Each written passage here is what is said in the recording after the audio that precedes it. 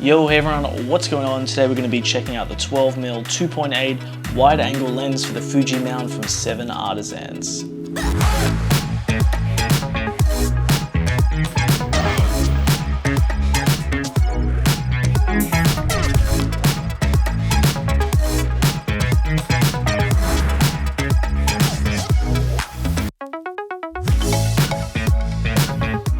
So this copy of the lens I have here is for the Fuji X mount, so no adapters needed. It's native for the system, which is great.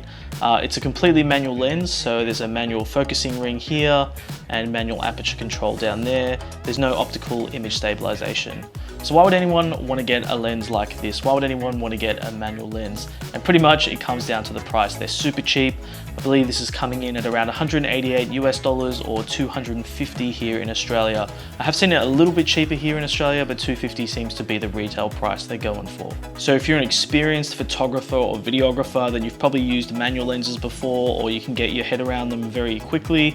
But if you've never used this before, then a 12mm lens is actually a very good entry point over, say, a 30mm, 50mm or 90mm. There's a lot of advantages to the 12mm manual lens, and let's have a look at those now.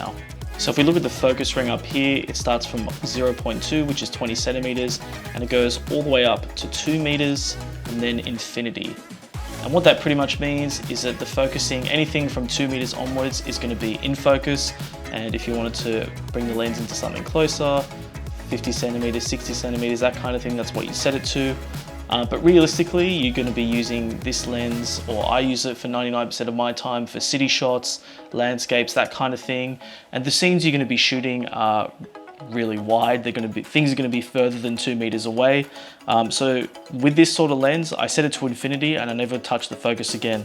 Literally just in this setting here, boom, set it, just click it all the way to the side, set to infinity, good to go.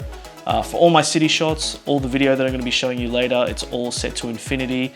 I never really use this kind of lens to like bring it in close to a subject and shoot. It just doesn't really work that well. It's just the focal length, it's how it is for me. I don't like the look of it. But yeah, so I use wide angles for those kind of wide angle shots that you'd expect. It's always set to infinity, and that's the real advantage of the 12mm lens. If you had a 35, 50, 90mm and you're trying to shoot portraits, or you're trying to shoot your dog, cat, squirrel, anything like that, any sort of subject, you're gonna have to use the focus ring to nail that focus and make sure that you've got that subject in focus. Whereas with this one, you set it to infinity, you don't really touch it, you can just go about your day shooting. That's one of the advantages to a wide angle manual lens. There's a lot less work to do because you just set it to infinity and you're pretty much done. Now the actual focus ring here is super smooth. I don't know if you can see that here, but it's got a little bit of resistance, but it's very satisfying. The whole construction of the lens, the metal construction, is very, very good for a lens at this price point, and the focus ring is really smooth.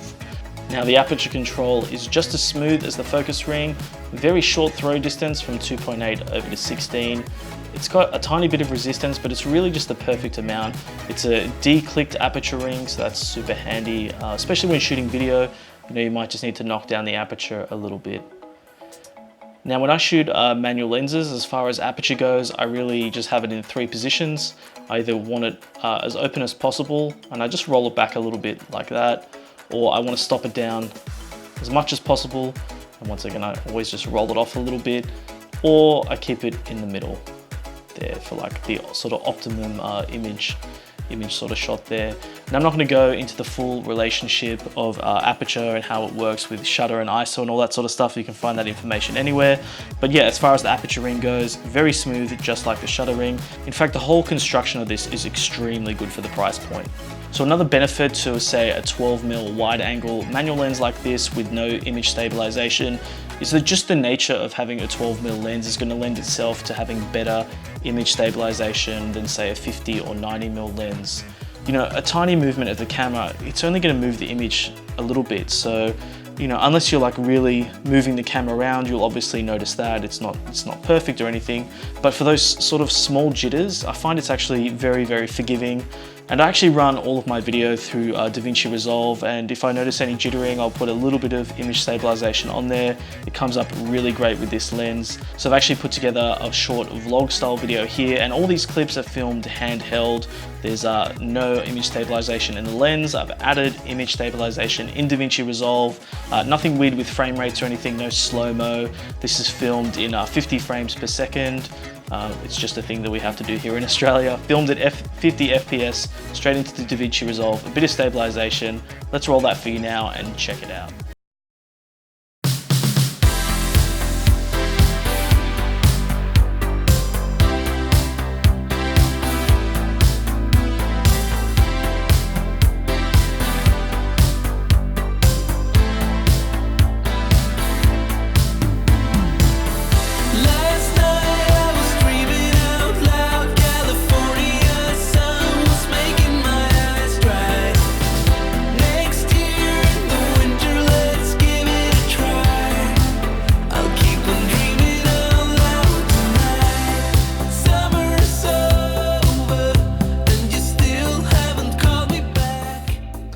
This is the part of the video that I wanted to jump into a vlog mode, but let me just play you some of the original audio.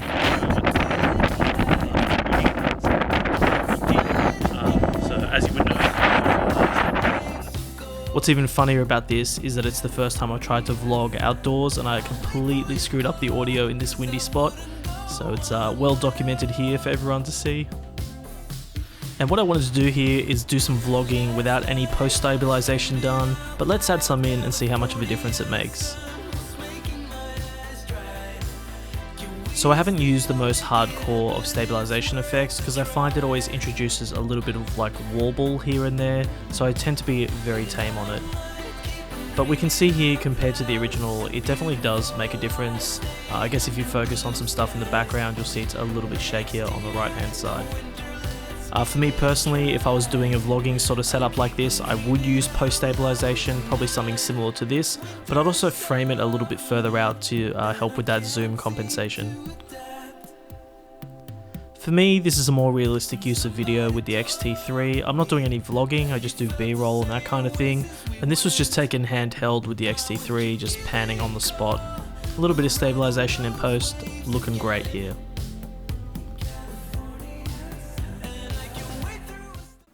Hey, so I wanted to quickly show you the detail of this lens without just describing it. So I've pulled up Capture One here, I've got one of my RAW files, and just, you know, at a glance here looking at this image, I'm really impressed. So this is edited, this is unedited, you know, this is obviously to taste, so the style I was going for.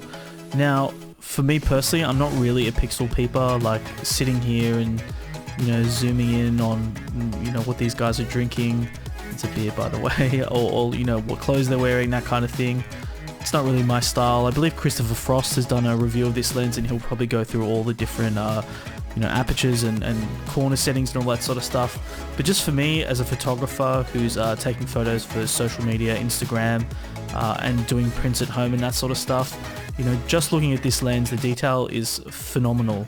And when I say phenomenal, it's completely contextual. We're not talking about a couple $1,000 Fuji flagship lens here. We're talking about US $188 7 Artisans lens. This has really surpassed my expectations as far as detail goes, especially for the fact that it's a wide angle lens. Like, you can very clearly make out what's going on, and these scenes are very far away from the camera in real life. So yeah, I just thought I'd show you. So this is the edited photo. I've probably got a little bit of structure and clarity here, not too much. But I'll just take a look at the image straight out of camera. And I believe this was, yeah, so 252nd with ISO 64. This is also shot with 400 dynamic range. That's how I like to shoot, at that 640 ISO. So this is straight out of camera. You know, sort of let the results speak for themselves. This is fully zoomed in Capture One. So yeah, not going to harp on about it too much, but these are the detail results. Very impressed with it. Hopefully that's given you a pretty good look at the 7 Artisans 12mm 2.8 lens. Yes, I did just get a haircut mid-shoot. I had to go and get that done. So while researching 12mm wide-angle lenses, I came across a few different competitors. There was, of course, the 7 Artisans. This was $188 for the 12mm 2.8. The other popular one is the Samyang Rokinon 12mm 2.0. I think that's about $269, so it's about an $80-$90 difference. Then we had the Fuji 10 to 24. Yeah, like that's fairly different, but it was still a contender for me. That's like pushing $900 US. Then there was another Laowa 12mm 2.80D zero distortion. That's like $950. So realistically, for like a cheap wide-angle lens, it was a choice between the 7 Artisans and the Rokinon. Unfortunately, I haven't tried the Samyang Rokinon 12mm 2.0 lens. So purely speaking from the standpoint that I've only tried the 7 Artisans, I can honestly say that I'm actually pretty blown away that a lens at this price point can bring out that good a detail in an image and is also this good a build quality. You can even see from the dirt marks how much I've been using this. I've used it for over a month now, so I've really put it through its paces and it's given me some pretty good results, you know, all things considered for the lens. The only real gripe I have with this is the lens cap. I'll show you here. It doesn't really like fit in snug. Like I guess, you know, it's not going to come off when I shake it like this, but any sort of like light press, it really comes off. And no matter what camera bag I put it in, even if the camera bag has like a dedicated slot, you know, after some time this lens hood just seems to somehow come off, and then I pick it up out of the bag like that. No damage to the lens or anything. It's just I wish they could put like a little magnet on here just so that when it clips in, it's really secure. Maybe they could just do like a little half turn thing. I don't know. That's really the only thing that I could see improved on this lens for this price point. It was the only gripe I had. Super minor, but really the only thing to mention. Apart from the lens hood thing, I think this is an absolute steal of a lens for that price point. I've spent more money on like backpacks and memory cards before. I never thought that a lens this cheap would bring out this good a detail. Yeah, super impressed. If you're looking at a wide angle lens, you should definitely give this one a consideration. I've been putting it through its paces and I'm thoroughly impressed. I'm actually going overseas to Europe, so Paris, Rome, Berlin, Krakow, London, many cities are going to be using this lens. Probably going to keep it on the camera a lot of the times, as well as the 18 to 55. I generally hate changing lenses, so as soon as I put one on there, I'll probably use that for a day or so, unless there's something that I really want to take a photo of. But yeah, I think in like Paris and some of those other sort of tighter cities, this wide angle lens is going to come in real handy. So thanks for sticking around to the end of the video. Hopefully you got some pretty good info on this guy. Smash that like and subscribe button. If you've used this before and you've got any other hints and tips about it, let me know in the comments below. If you have any other recommendations for wide angle lenses or any other lenses for the Fuji camera, leave them in the comments below. I'm always on the camera hunt for new and improved gear.